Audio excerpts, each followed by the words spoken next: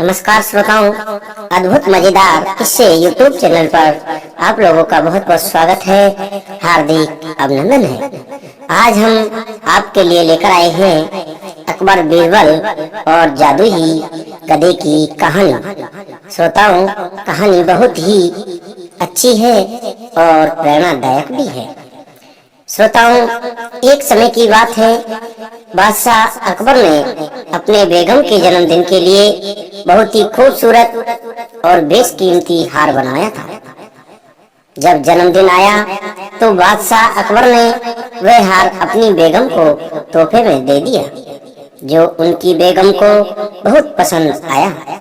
अगली रात बेगम साहिबा ने वह हार गले से उतारकर एक संदूक में रख दिया। जब इस बात को कई दिन गुजर गए तो एक दिन बेगम साहिबा ने हार पहनने के लिए संदूक खोला, लेकिन हार कहीं नहीं मिला। इससे वह बहुत उदास हो गई और इस बारे में बादशाह अकबर को बताया।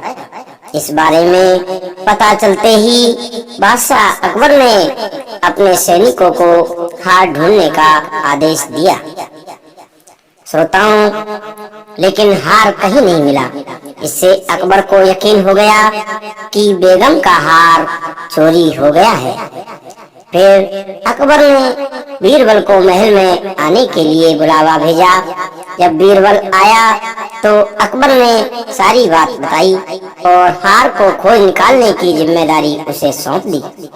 श्रोताओं, बीरबल ने समय व्यर्थ किए बिना ही राजमहल में काम करने वाले सभी लोगों को दरबार में आने के लिए संदेश भिजवाया।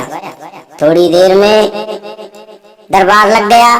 दरबार में अकबर और बेगम सहित सभी काम करने वाले हाजिर थे, लेकिन बीरबल दरबार में नहीं था। सभी बीरबल का इंतजार कर ही रहे थे कि तभी बीरबल एक गधा लेकर राज दरबार में पहुंचा। देर से दरबार में आने के लिए बीरबल बादशाह अकबर से माफी मांगता है। सभी सोचने लगते हैं कि बीरबल गधे को लेकर राज दरबार में क्यों आया है। फिर बीरबल बताता है कि ये गधा उसका दोस्त है और उसके पास जादुई शक्ति है। यह शाही हार चुराने वाले का नाम बता सकता है।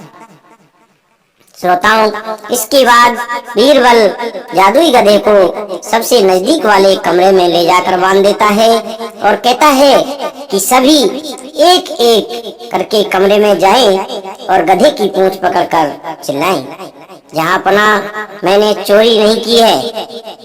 साथ ही बीरबल कहता है कि आप सभी की आवाज दरबार तक आनी चाहिए। श्रोताओं, ऐसा कहकर के एक एक जाते हैं। सभी पूंछ पकड़कर चिल्लाने के बाद आखिर में गधा बताएगा कि चोरी किसने की है। श्रोताओं, इसके बाद सभी कमरे के बाहर एक लाइन में खड़े हो गए और एक एक करके सभी ने कमरे में जाना शुरू कर दिया। जो भी कमरे के अंदर जाता तो पूंछ पकड़कर चिल्लाना शुरू कर देता, जहां पनाह मैंने चोरी नहीं की है। जब सभी का नंबर आ जाता है तो अंत में बीरबल कमरे में जाता है और कुछ देर बाद कमरे से बाहर आ जाता है। फिर बीरबल सभी काम करने वालों के पास जाकर उन्हें दोनों हाथ सामने करने को बोलता है और एक एक करके सभी के हाथ सूंघने लगता है। बीरबल की इस हरकत को देखकर सभी हैरान हो जाते हैं। ऐसे ही सूंघते सूंघते एक काम करने वाले का हाथ पकड़कर बीरबल जोर से बोलता है, जहां पनाह इसने चोरी की है। ये सुनकर अकबर बीरबल से कहते हैं, तुम इतने यकीन के साथ कैसे कह सकते हो कि चोरी इस सेवक ने की है? क्या तुम्हें जादुई गधे ने इसका नाम बताया है? तब बीरबल बोलता है, जहां पनाह ये गधा जादुई नहीं है। यह बाकी गधों की तरह ही साधारण गधा है। बस मैंने इस गधे की पूंछ पर एक खास तरह का इत्र लगाया है। सभी सेवकों ने गधे की पूंछ को पकड़ा, बस इस चोर को छोड़कर, इसलिए इसके हाथों से इत्र की खुशबू नहीं आ रही है। फिर चोर को पकड़ लिया गया और उससे चोरी के सभी सामान के साथ ही बेगम का हार भी बरामद कर लिया गया।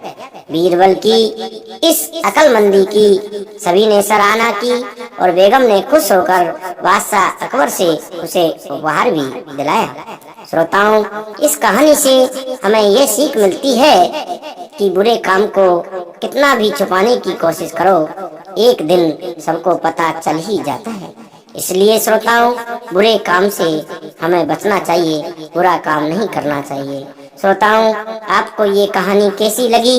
यदि आपको ये कहानी अच्छी लगी हो तो आप हमारे चैनल को सब्सक्राइब करें, लाइक करें और ज़्यादा से ज़्यादा शेयर करें। और श्रोताओं, कमेंट बॉक्स में लिखकर बताएं कि ये कहानी आप कहां से देख रहे हैं और आपको ये कैसी लगी। धन्यवाद।